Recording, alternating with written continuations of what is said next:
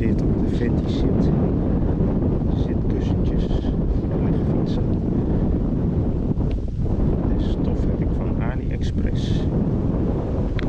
Hij is wat fijnmaziger en dunner. Het is ongeveer 0,4 mm.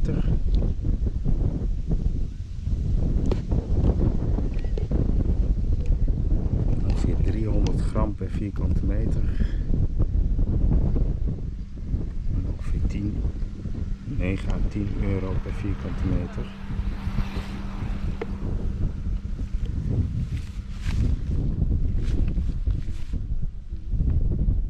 Dus even kijken of dit goed ventileert.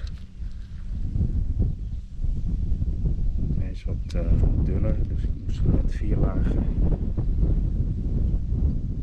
dubbel vouwen.